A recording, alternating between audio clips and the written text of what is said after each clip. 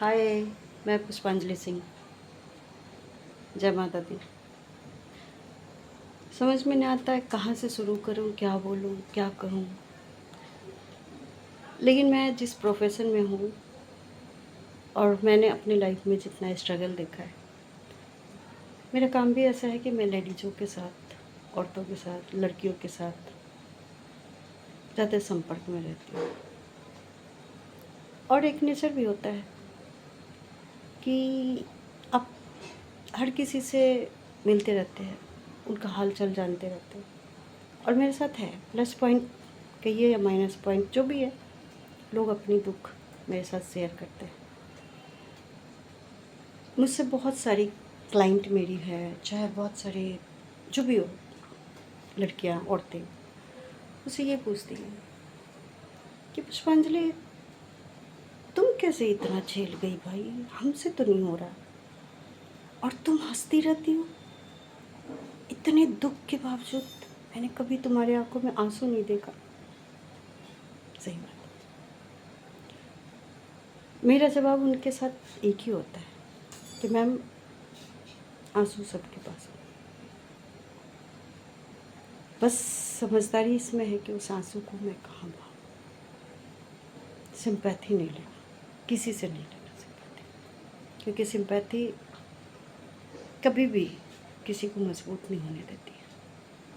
सबसे ज़्यादा नफरत पता है मुझे किससे थी? ओ हो, बेचारी कैसे कर पाएगी, ये तो खुद भी विकलांग है, कैसे अपने बच्चे को पालेगी, ससुराल से इसे निकाल दिया गया, कौन करेगा, पैसे नहीं है, परिवार में कोई ऐसा फाइनेंशियल बहुत मजबूत नहीं है, खुद भी नहीं है ऐसी। मुझे ये लगता था कि ये लोग बोल कौन रहे हैं जो ये ओहो हो बोलते हैं। जब मेरा बच्चा 6 महीने का था, मैं, मेरे माँ बाप, हम 3 लोग घर में 24 घंटे बिना खाए थे। उस समय कोई नहीं आया था पूछने, कोई नहीं, कोई नहीं बोला बेचारी कहाँ से खाएगी, क्योंकि मैं बेचारी थी। वो वो चीज़ मेरे लिए ताकत हो गई। हाँ, लेकिन ये भी नहीं कहूँगी कि कोई नहीं आया। मेरी माँ हमेशा एक चीज़ कहती थी, नियत साफ रखो, भगवान एक ही होता है, और तुम्हारी नियत अगर साफ है तो कहीं ना कहीं कोई तो तुम्हारा साथ देगा। और ये है, 10 लोग अगर मुझे मिलते थे, 9 लोग मुझे गलत ही मिलते थे, मैं ये नहीं कहती हूँ, एक ऐसा इंसान मिलता था जो उस 9 पर भारी पड़ जाता था।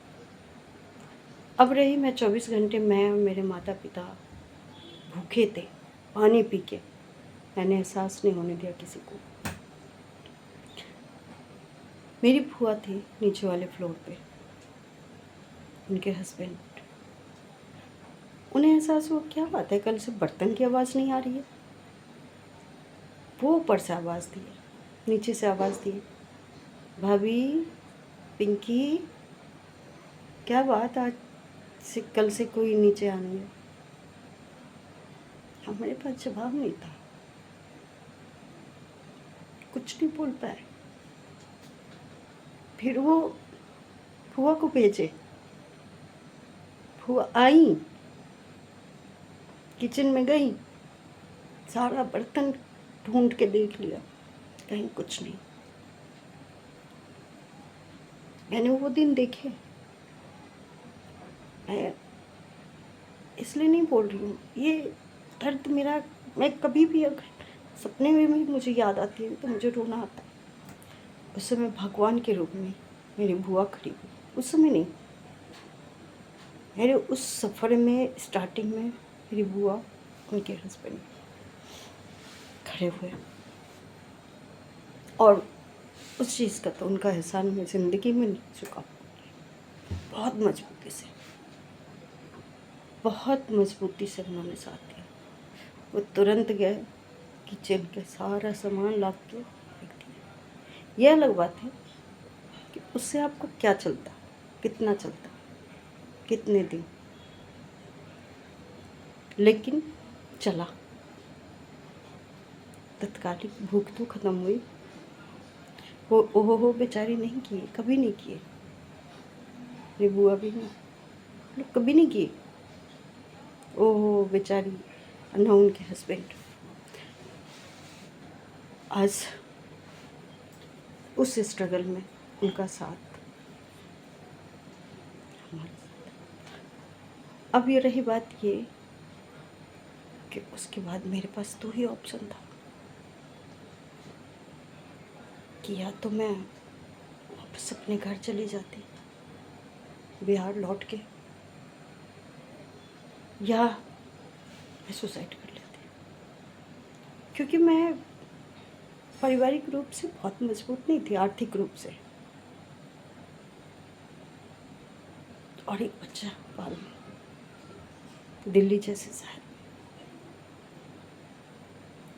हर दिन मेरा लग रहा था कि पहाड़ जैसे कट रहा था। लेकिन मैंने कहा नहीं, मैं हारूंगी नहीं, और मैं खड़ी हुई। पहले मैंने सोचा कि मैं कपड़े लूँ होलसेल से और छोटी छोटी दुकानें में दूँ, जो भी 200 रुपये 100 रुपये बचे। मैंने किया। उस हालत में भी मैं चल के जाती थी 2-2 किलोमीटर, क्योंकि किराए के लिए पैसे नहीं थे। मैं गई, मैंने किया। ठीक है, वो सफ़र बहुत ज़्यादा चलने वाला नहीं थी, लेकिन मेरा सपना वहाँ रुकने का नहीं था। मेरा यह था कि मैं अपने बच्चे की जिम्मेवारी मैं किसी के सर पे नहीं, मुझे कोई ये ना बोले कि नहीं, इसके बच्चे को पालने में मेरा इतना कंट्रीब्यूशन है। मैं अगर साथ नहीं देता तो आज ये नहीं करें। वो सिर्फ बोल सकता है कोई तो सिर्फ मेरे माँ बाप, उसके अलावा कोई नहीं, उसके अलावा कोई नहीं। और हाँ, फूआ और चाचा, फूआ और उनके हस्बैंड बहुत साथ दिया, और वो शुरुआत थी मेरा स्ट्रगल इतना कठिन, इतना कठिन। एक एक दिन मेरे लिए ऐसा लग रहा था मैं डिप्रेशन में चली गई थी। मैं बैठती थी, बैठे बैठे बेहोश होकर गिर जाती थी। मैं सोचती थी कि मेरे बच्चे का फ्यूचर क्या होगा, कैसे पलेगा ये, मैं किसके किसके सहारे मैंने इसको पैदा किया।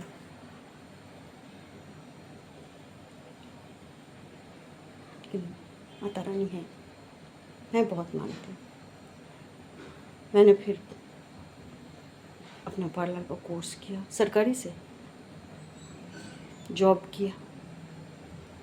मेरी माँ बहुत साथ दी, जॉब किया। उस समय मेरे पूरे ख़ानदान में सबने कहा ये हमारे ख़ानदान का ये प्रोफेशन नहीं है, ये गलत काम है। मेरी माँ ने कहा ठीक है, जिसको लगता है ये गलत है वो इसका खर्चा, इसके बच्चे का खर्चा चलाए, मुझे कोई दिक्कत नहीं है। ये घर बैठेगी, अपने बच्चा पालेगी, कौन करता है। मैं की, और मैं स्ट्रगल करती गई। कोर्ट कचहरी, घर, बच्चा, माँ बाप, सब कुछ बहुत स्ट्रगल किया मैंने, बहुत स्ट्रगल। कभी कभी मैं खुद पलट के अपने पीछे देखती हूँ तो मुझे ये लगता है कि मैं ही हूँ, वो मैं हूँ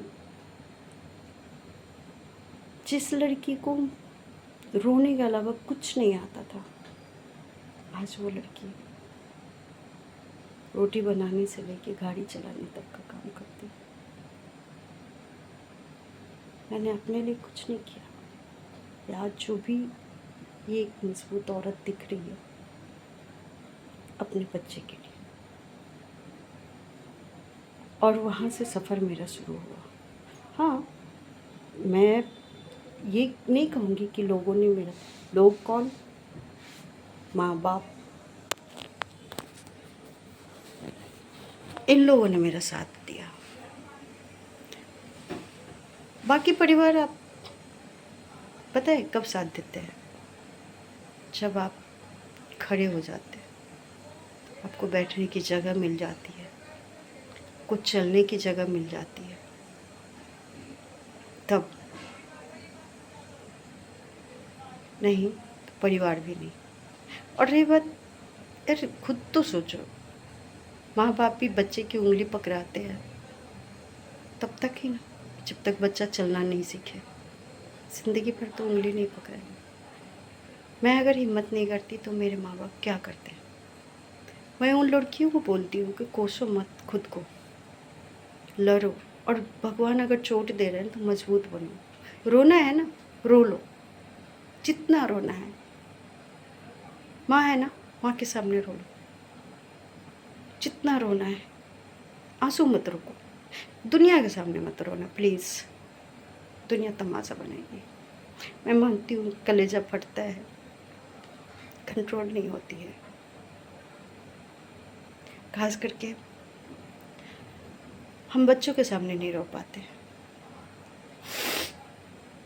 क्योंकि अपने बच्चे के सामने रो के उसे कमज़ोर नहीं करेंगे। वो टूट जाएगा, बिखर जाएगा या गलत रास्ता पकड़ लेगा। उससे घर का ऐसा एनवायरनमेंट दीजिए कि अरे, ज़िंदगी में अगर कोई एक पार्ट नहीं है, तुम्हारी मदर के पास एक पैर नहीं है, तो क्या माँ चल नहीं रही है? चल रही है ना, अच्छे से कर रही है। थोड़ा सा सिस्टम चलने के तरीके में फ़र्क है लोगों के मेरे में।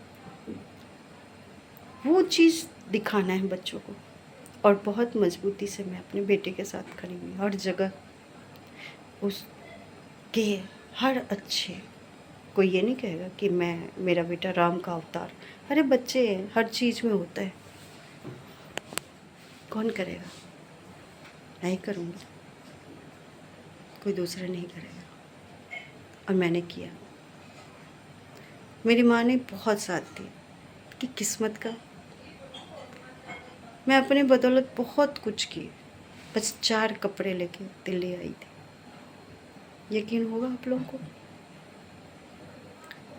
कि मेरा बेटा 1 साल का नहीं, मेरे बेटे की फर्स्ट होली 1 साल का था। उसमें मैं 100 रुपये का कपड़ा नहीं खरीद के दे पा रही थी उसको। मैं उस दिन बहुत रोई। मैंने कहा बताओ, कहाँ ये करोड़पति खानदान का बच्चा है, कहाँ आज ये 100 रुपये का कपड़ा नहीं इसकी माँ दे पा रही है इसको। मैं अपने बच्चे को बहुत बड़े हैसियत वाला नहीं बनाई हूँ, बहुत प्रॉपर्टी वाले मालिक नहीं बने, लेकिन बहुत मान से रखी मैं, बहुत मान से। बस इस मान से अभी उसको और जो सपोर्ट करना है। अभी भी है स्ट्रगल लाइफ में, बहुत स्ट्रगल है, लेकिन अभी भी मैं रोती नहीं हूँ। रोने का मन करता है रो लेती हूँ। अकेले किसके पास कोई कंधा नहीं मिलता है। चलिए,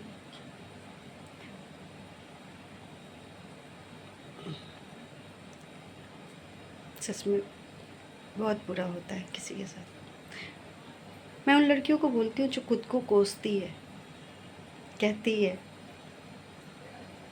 कि मेरे पति ने ये नहीं किया। ठीक है यार, 2 टाइम का खाना मिल रहा है ना तुम्हें, कपड़े मिल रहे हैं ना, बच्चों का स्कूल का फीस का टेंशन नहीं है ना, मेडिकल की टेंशन नहीं है ना। अगर छत है सर पे, इतनी सुविधाएं अगर तुम्हारा पति, तुम्हारा परिवार तुम्हारा दे रहा है, तो ज़िंदगी को एंजॉय करो। पूछो हम जैसे लड़कियों औरतों से जो खाने को तरसती है। अगर मुझे देख के सब कहती है अरे तुम्हारी लाइफ तो बहुत अच्छी है, ना कोई तुम्हें रोकने वाला, ना कोई टोकने वाला, ना कोई। तुम अपना कमाते हो, अपना खर्चा करते हो। मुझसे पूछो। जो मुझे ये बोलती है ना, मुझसे पूछो कि बच्चे का स्कूल का फीस नहीं देना होता है, नहीं दे पाती हूँ तो क्या होता है, नहीं कर पाती हूँ तो क्या होता है, किस पे निकालूँ अपना फ्रस्ट्रेशन, किससे बोलूँ। घर का EMI नहीं दे पाती हूँ, कौन करेगा। गाड़ी का, अरे ज़िंदगी मेरी EMI पे आ गई है, फिर भी कोई नहीं। उम्मीद कि माता रानी यहाँ तक लेके आई तो आगे तक भी जाएंगे, और बहुत अच्छे मुकाम पे पहुँचेंगे। है नहीं, कोई नहीं, बेटा तो करेगा कुछ।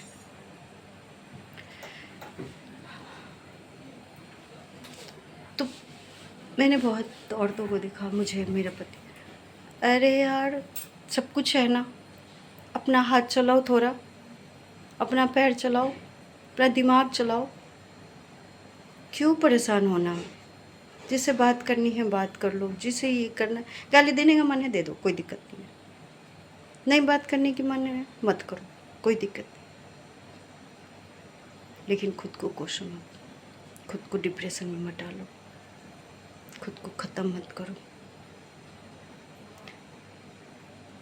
दूसरों को भी समझाओ। और मैं हर माँ बाप को ये बात कहती हूँ कि आपका बच्चा अगर परेशान है, उसका साथ दीजिए, उसका सपोर्ट कीजिए। अगर माँ बाप साथ दे दिए, मुझे नहीं लगता दुनिया में कोई भी इंसान उसका बिगाड़ सकता है, कोई भी नहीं। चाहे वो रोड पर खड़ी हो, लेकिन उसका खुद का जज्बा होना चाहिए कि मुझे कुछ करना है। अगर कर लेती है, मज़ा आ जाता है लाइफ में। यार एक टाइम आएगा, पता है, उस स्ट्रगल में मज़ा आएगा तुम्हें। सुबह उठो, बच्चे के लिए तुम लंच बनाओ, उसको स्कूल भिजवाओ, उसको ये करो, फिर रात को तुम आओ, माँ बाप घर में हैं, रात को आओ, उस बच्चे का चेहरा देख के, घर में कुछ नहीं है। मैं आई, मेरी माँ कहती थी, पता है एक सोफ़ा हो जाता तो कितना अच्छा होता। मैं सोफ़ा लाई खरीद के, फिर कह रही एक अलमीरा हो जाता ना, तो एक कपड़े जो ऐसे बिखरे पड़े रहते मैनेज हो जाता। अलमीरा खरीदी। मतलब छोटी छोटी चीज़ें, माँ बाप की तो मांग भी नहीं होती है उतनी, छोटी छोटी चीज़ें।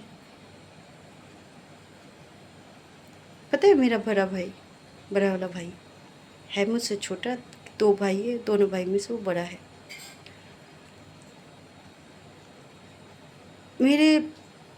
मेरे लाइफ में प्रॉब्लम के बाद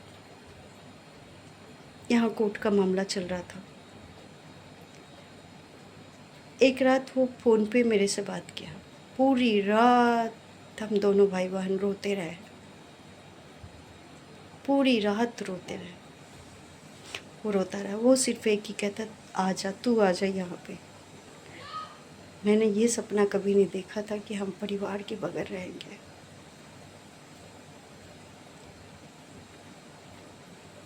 आजा।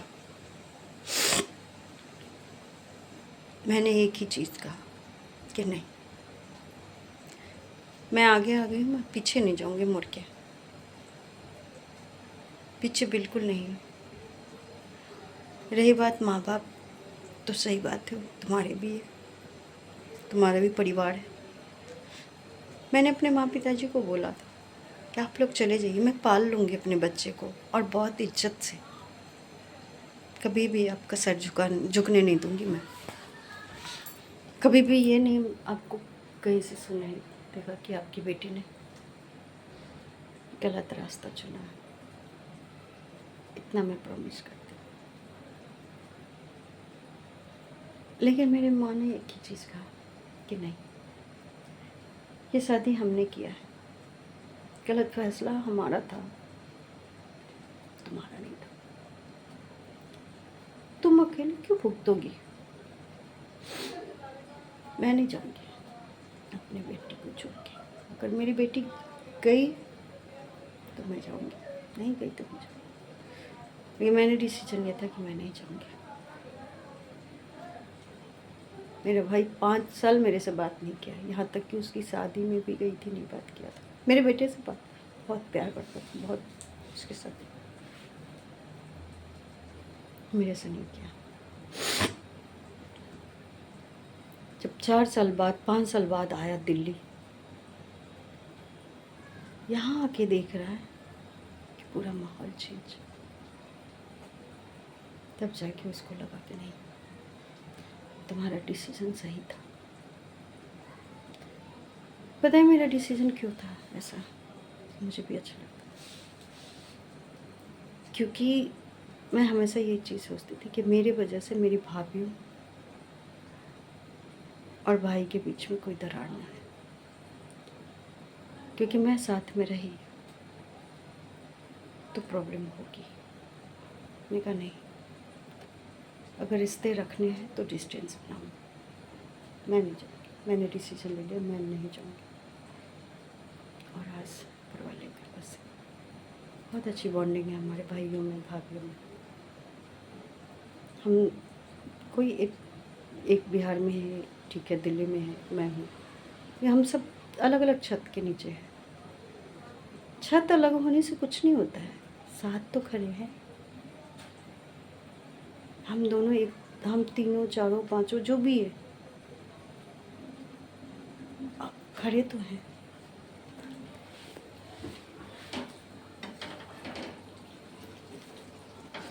चलिए आज के लिए काफ़ी है।